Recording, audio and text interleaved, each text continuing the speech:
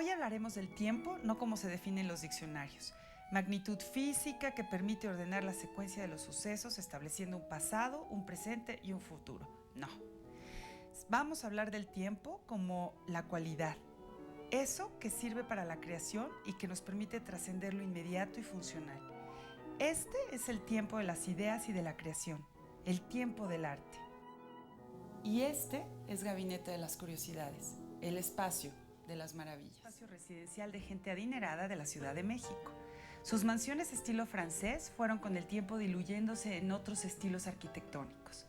Hoy es el sitio que alberga una gran cantidad de galerías, centros culturales y rincones llenos de curiosidades y creatividad, como este, llamado Viriatos, donde se viaja y aprecia el paso del tiempo. Como sucede en las notas de una melodía, la conciencia se manifiesta en multiplicidad cualitativa. Para el filósofo francés Henri Bergson, el ser humano la percibe en una sucesión continua que permite enlazar el presente con el pasado y en la que no se descomponen las vivencias, al contrario, se armonizan entre sí.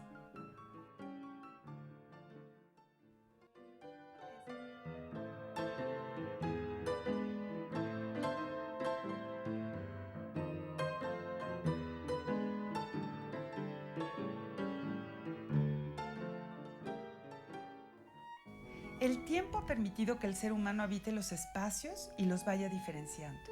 La magia, la religión y el arte han ido estableciendo su propio ámbito en el que se eligen elementos que van significando. Con el tiempo, estos elementos devienen símbolos. Y estos símbolos en su conjunto hablan del tiempo mismo y nos permiten ubicar ciertas medidas dependiendo de la utilización. Durante los siglos XVI y XVII hubo una enorme afición por parte de ciertos personajes por demás sofisticados, adinerados y muy cultos, y cuya curiosidad era insaciable. Así fue como se inició la idea de adquirir un montón de objetos que alguna vez habían significado algo para alguna cultura en un lugar lejano y que simbolizaban algún valor. Con el tiempo, el interés cambió y empezó a concentrarse en asuntos mucho más específicos, como la idea del cuerpo humano, la medida del tiempo, la naturaleza y la formación del mundo.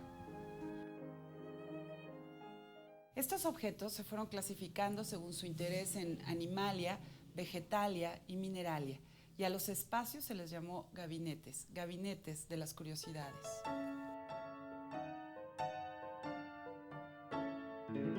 El espacio en el que estamos es uno de estos sitios en los que parece haberlo todo. Objetos de todos los tiempos, de todos los lenguajes. Podemos suponer que todo esto aquí tiene historia. Bueno, este proyecto que se llama Viriatus, que es nuestro nombre, los dos nos llamamos Viriato en latín, surgió de una pasión básicamente de Ernesto, mi hermano. Él, desde niño yo recuerdo que era un apasionado de las antigüedades y del coleccionismo. Y era, creo que, el único que respetaba lo que había en casa de mi abuela cuando se vació esa gran casa que se vendió. Y él recopiló y recuperó muchas cosas que se habían ido a la basura o que nadie les había dado el valor. Y me fui contagiando poco a poco de esa emoción y de ese respeto por lo antiguo, por lo vintage, por los recuerdos, por la nostalgia. Y así surgió Viriatus. ¿A qué debemos eso? Los objetos tienen una energía porque nos cuentan historias, porque nos hablan de la memoria, nos hablan de gente que los ha tenido. El otro día me acuerdo que me estaban contando de algo de María Félix. En fin, puedes encontrar incluso hasta la vida de personajes que nos son familiares ya por su historia. Los puedes encontrar reflejados en los objetos. Eso les da como una carga distinta. ¿Cómo convives tú con los objetos? Bueno, yo recupero o rescato los objetos que voy encontrando y es solo feeling, o sea, si yo encuentro algo que me guste estéticamente, lo recupero, pero también he encontrado otros caminos que ha sido el de conocer la historia del objeto.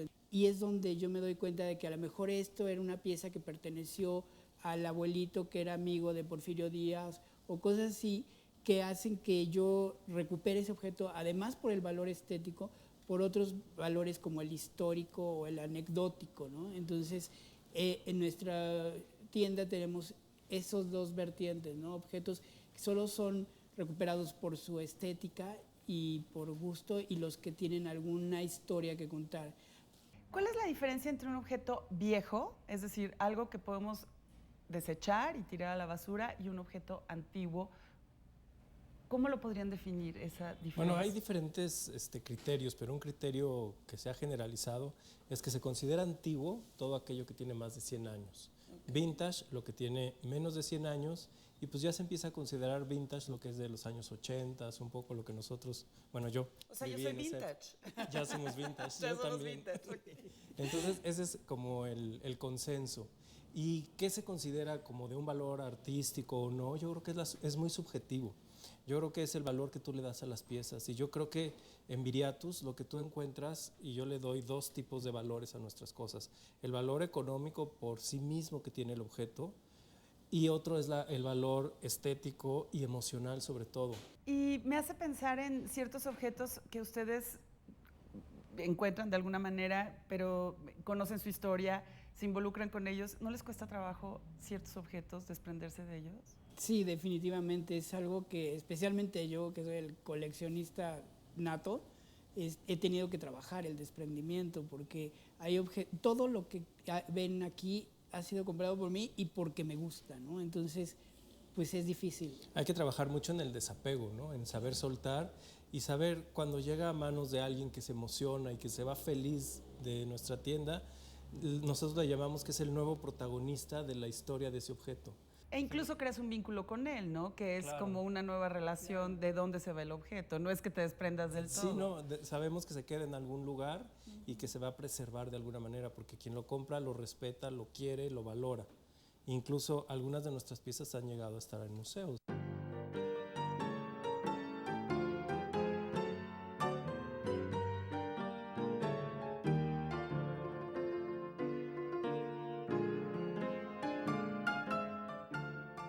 En memoria, Berzón considera que la memoria recoge y conserva todos los aspectos de la existencia y que es el cuerpo, y especialmente el cerebro, el medio que permite recobrar los datos, haciendo aflorar recuerdos en forma de percepciones. Según él, no vamos del presente al pasado, de la percepción al recuerdo, sino del pasado al presente, es decir, del recuerdo a la percepción. Hablando de arte, el tiempo es fundamental para permitir el proceso de creación. Un espacio de exhibición se convierte en el gran vaso comunicante en el que los objetos cobran vida como ideas y como representación de una historia. Generar una idea o tal vez captarla de algún sitio. Entonces intuirla y a través de la conciencia poder llevarla al espacio interior. Luego procesarla y permitirle tomar forma, concretarse y devenir objeto. El mundo del arte nos habla de todos y de cada uno de los objetos que son creados por el artista. El instrumento más importante para la creación es el tiempo. El centro generador de las ideas es el tiempo en la filosofía. La concepción del tiempo ha ido cambiando en la historia, ¿no? Ha cambiado justamente conforme también ha evolucionado el propio hombre en su concepto acerca de la propia filosofía, ¿no? Del quehacer humano, ¿no? ¿Qué es el pasado, qué es el presente y qué es el futuro, ¿no? Una abstracción. Una abstracción que tenemos que hacer para medirlo.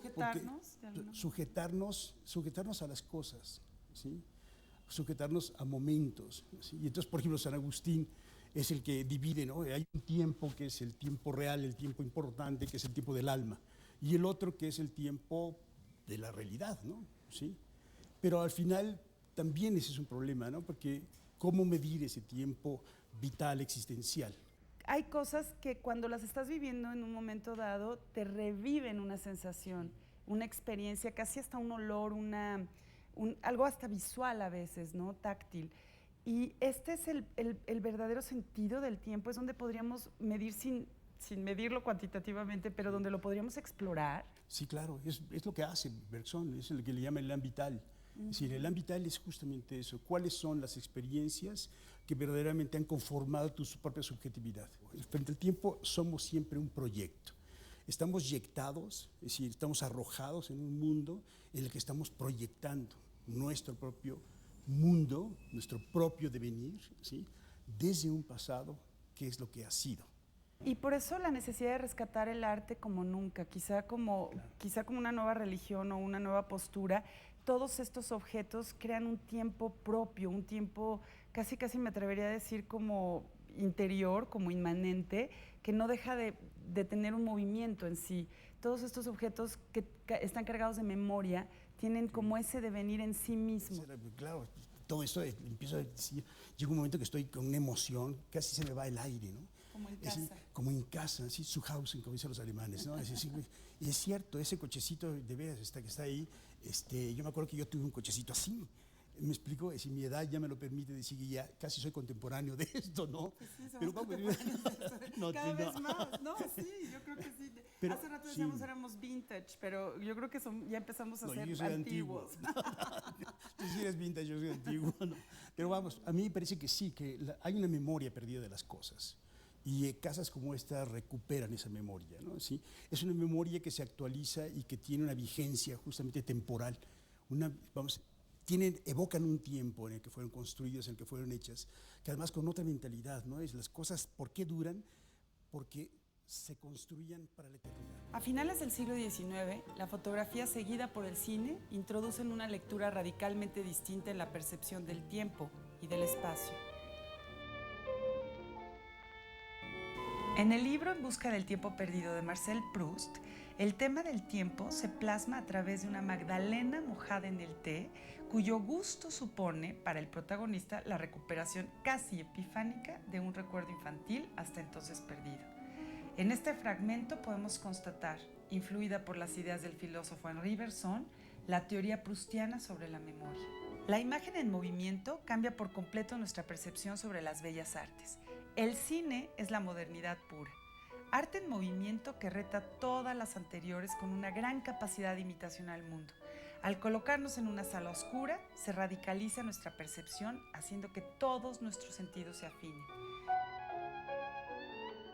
Mientras el cine intensifica cada vez más su intención de ser como la vida misma, las artes visuales inician la exploración que las llevará por nuevos caminos, mucho más libres al desprenderse de la necesidad de la imitación tradicional.